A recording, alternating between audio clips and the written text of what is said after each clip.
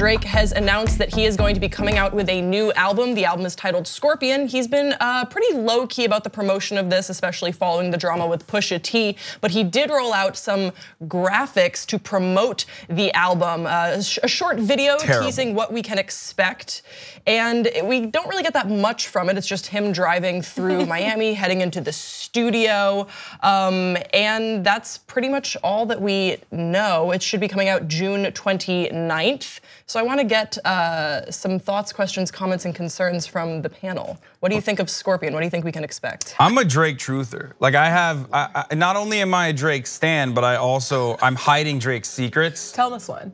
Okay, I'm gonna start off by rattling. I'm just gonna say a couple of the basics that people might not know before we get started on like the full Scorpion take. But one of them is that the drama between Drake and Kanye is very real. And the reason why Jay Prince had to step in and talk about not separating families, and this is like a theory that's been thrown around on Black Twitter for some time now. You're a member. I'm an honorary member of Black Twitter. They follow me on Instagram. It's fine. Just for the record, Black Twitter is just Twitter for Black people. But it's fine. It's just Twitter. Yeah, I'm culturally appropriating. But so what happened there is,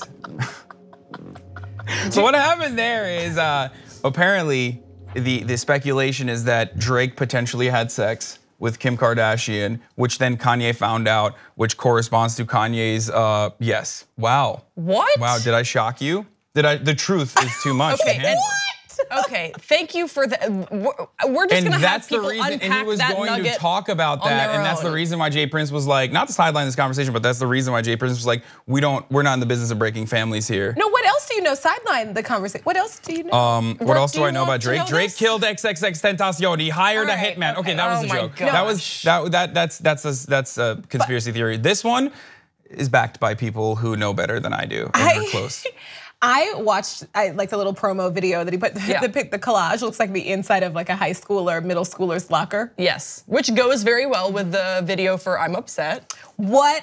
I only watched it because I was looking for a car seat or a playpen because I'm nosy and it's all I want to know right now. And I'm sorry, and I know that it's not really my business. Do you guys think he will address? I was looking at this, so the album's rolling out. I wonder if there was time for him to address everything that went on with Pusha T on this record. Do you think? Well, word was that was already in the works. That the new Adidas line is named after the kid, and that he was going to talk about him. Adidon is the name of the Adidas line. Right. It was, and Pusha T actually refers to this where he's like, it's your child needs more than just an Adidas press line. Like Pusha T basically capitalist owned Drake in a way because he ruined the entire release of everything. And Pusha T has a relationship with Adidas as well by way of Kanye. So I don't know who got fired from Adidas for that, but I'm sure there were some firings. Do you think that Pusha T did ruin the release of this? Because you just said that Pusha T ruined the release of either the Adidas line, or do you think the album, or both? No, just the Adidas line. I don't think Pusha T ruined the. Drake is Drake. Right. He's still number one. Like he's gonna have an amazing album. The stands are gonna go crazy, and they're gonna love it and tell everyone that this is the Michelangelo of music. And then by the way, this is how all the haters are gonna. The newsroom talks about XXXTentacion. Okay, that's not completely true. Drake, it's not completely a lie. No, I'm just saying, like Drake personally is a from as far as we know, non-problematic artist for sure, and very good. And he's gonna keep knocking out blockbuster hits out of the park. Well, multiple sports and movie analogies there that I just used, but interesting you bring up movie analogies and blockbusters, because Brooke, I understand that we have some news coming from the Lee Daniels camp. Oh girl. Oh gosh. So Dame Dash, the co-founder of Rockefeller, he says Lee Daniels owes him millions of dollars. And if you know the story, he's been saying this for years, but earlier this month, he actually confronted Lee Daniels in person at a Diana Ross concert of all places.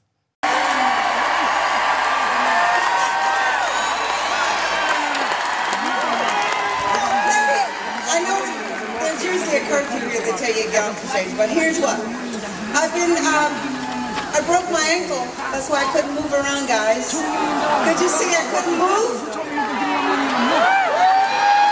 I was doing lots of hand movement.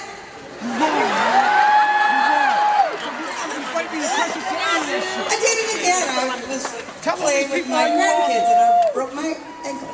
Okay, all right, so I right now, I want everybody hands in the air. We're gonna do reach out and touch with this beautiful, incredible orchestra, okay? Reach out and touch, hands in the air, everybody.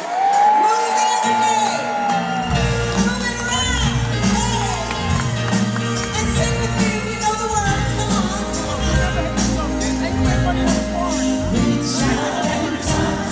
It's a lot going on. It's like, you know what I mean? And Lee Daniels is draped up and dripped out. Like they're at the Hollywood Bowl, he's comfortable.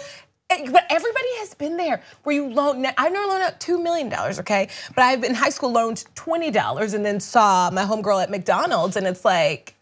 So you can relate is what you're saying. I mean, on a small, you see them out at a party, like, they're buying drinks with your cash and you're like, yo, can you? I mean, you described this video to me before. I wanted to watch it on tape. You did not over-exaggerate anything. No. Boy, that is uncomfortable. Yeah. And I think that we have all lent money out to someone and not had it received back, and then that person's dodging your phone calls, but to the tune of $2 million. Hello. And Lee Daniels is good for it. So it's especially like there's something going on. So this was before Precious, this was before The Butler, this was before Empire. You could give him, and that looked like an admission, the way he was responding. Yes, he did. He said, I'm good for it. Right. He did say that. Also, even before that, this like standing like this and hiding underneath your little shawl or whatever you have. I think it was above blanket. They were yourself. outside. Like, yeah, they were outside, but like this is the universal sign of like I messed up. Like he looked very uncomfortable. Usually when someone is confronting you and you're in the wrong, I think typically you just want to make yourself less obvious and you just want to make it like, okay, no one look over here because I'm clearly in the wrong and I'm being called out for that. I think you see that body language from Lee Daniels. It's a lot of money. It's a lot of money. You know what I also think is interesting? I don't know if you guys know, yesterday Monique released an audio recording of, she taped a phone call with her and Tyler Perry. And there was a moment in there where he was saying he kind of was gonna pay her money she deserved from Precious. And so she's been saying this about Lee Daniels for a while. And Damon's been saying it too. Nobody's really been believing it until now it's blown up. So I guess we'll have to see how that is resolved. You are hiding $5 million or two. We'll just make diss tracks and see how it goes.